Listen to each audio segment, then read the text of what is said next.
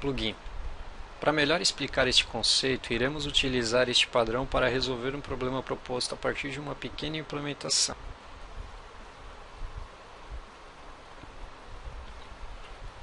Dado um arquivo DAW, iremos assumir como esse sendo nosso contrato para qualquer tipo de implementação de gravação de arquivo, ou seja, qualquer um que for estender arquivo DAW deverá implementar sua própria rotina de gravação de arquivo. Assim, iremos ter para este exemplo duas formas de gravação de arquivo: arquivo DAW para banco de dados e arquivo DAW para diretórios. Não vem ao caso como poderia ser implementado esses dois caras. Só é importante lembrar que são dois caras distintos, com comportamentos diferentes, e que a classe pai deles se propõe somente a garantir que eles gravarão o arquivo. Utilizando de forma direta, é possível, por exemplo, criar um novo arquivo DAW diretório e simplesmente mandar gravar um arquivo X. Existem problemas em se utilizar diretamente. Caso esteja trabalhando com um sistema em que o usuário quer ter a flexibilidade de alternar entre gravação de arquivo ou gravação no banco de dados ou gravação como sendo um upload a um sistema web ou qualquer outra forma de gravação de arquivo, toda a vida deverá ser alterado, recompilado as fontes disponibilizadas para esse usuário de uma forma um tanto quanto inconveniente. O plugin se propõe a resolver esse tipo de problema. De que forma? Criando uma classe Factory em que, dado um contrato, é possível buscar dentro de uma propriedade quem é que está implementando esse cara. Neste caso, utilizamos um arquivo de propriedades, mas que poderia ser qualquer outra forma, como sendo uma consulta em algum lugar, uma consulta no banco de dados, uma propriedade dentro do sistema. Anyway, o importante é que não seja mais utilizada a referência direta, como por exemplo new arquivo DAW diretório, e sim que seja utilizado o plugin factory.getPlugin. Ou seja, mudando um pouco aquele método principal anteriormente, a gente agora pode chamar uma classe utilitária para fornecer para nós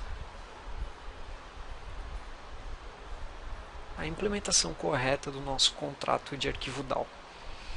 Ou seja, dessa forma, caso o usuário queira alterar a forma de gravação para banco de dados, é simplesmente ir no arquivo de configurações e alterar para arquivo DAW banco de dados, ou qualquer outra nova implementação que for surgir, é ali que a gente pode alterar. Ou seja, temos aí uma diminuição de dependência na implementação. Assim, aquele programador despercebido que sabe que está gravando num arquivo porque deu um arquivo diretório, acaba perdendo a capacidade de ir lá e fazer suas customizações rápidas e sem problemas. Ou seja, isso diminui o acoplamento de determinadas rotinas e facilita até mesmo a interpretação de quem for ler simplesmente os contratos. Como o plugin faz o uso do padrão de Factory de uma forma dinâmica, claro, é possível obter de uma forma mais coerente as implementações, sem uma dependência direta, ou seja, é o ganho do baixo acoplamento. Utilizando de reflexão, é que a gente tornou possível a obtenção de uma classe que implementa o nosso contrato sem a necessidade de recompilar as fontes.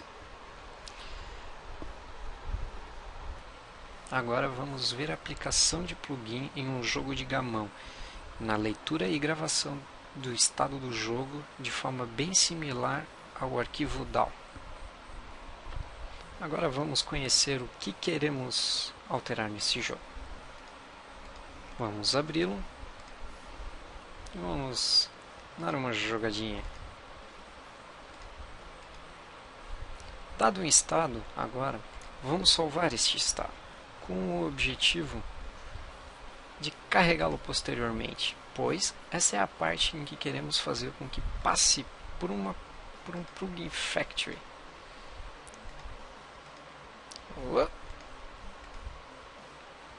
É isso aí.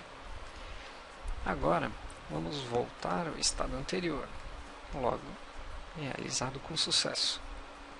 Esse é o nosso objetivo, fazer essas duas ações passarem por uma factory de plugins e com essa factory retorne uma classe que é responsável por fazer esta carga e esse salvamento. Vamos agora conhecer a estrutura de como era e como ficou o jogo de gamão depois da aplicação do conceito de plugin no jogo.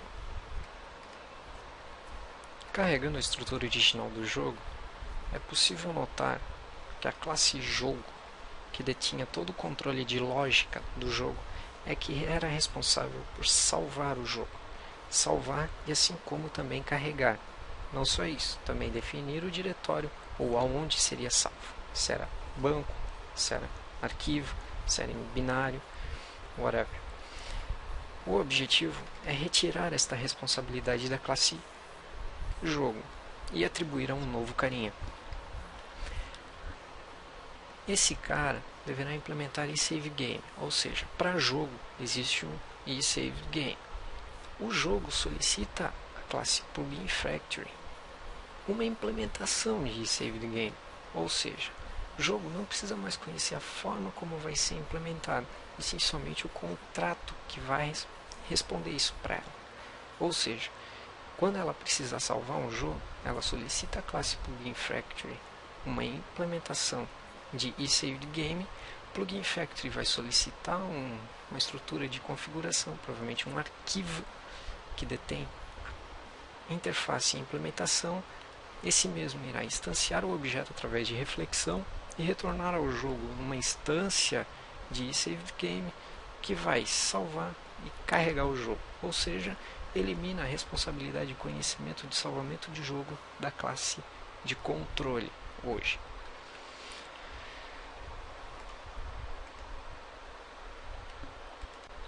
Vamos agora conhecer como estava a estrutura e ver como ficou. Por falta de tempo, iremos simplesmente mostrar as alterações realizadas, ou seja, comparando fonte a fonte, vamos ver o que foi feito e tentarei, na medida do possível, explicar os porquês. Vamos entender o funcionamento da classe config. A classe config tem por objetivo ser um wrapperzinho no arquivo de configuração, no arquivo de propriedades do Java. Esse cara, dado um arquivo de propriedades num determinado formato, em que é a chave de uma propriedade e o valor dela, ou seja, a propriedade em si, seja possível, a partir da classe config, retornar o respectivo valor dado o nome de uma propriedade. Ou seja, quando solicitarem o config.getValue da propriedade imagem da peça preta, por exemplo, ele irá ver no arquivo de configuração o valor respectivo a essa propriedade, que é peça preta.png, ou seja, depois que solicitado o valor dessa propriedade por este método, será retornado o valor salvo aqui nesse arquivo.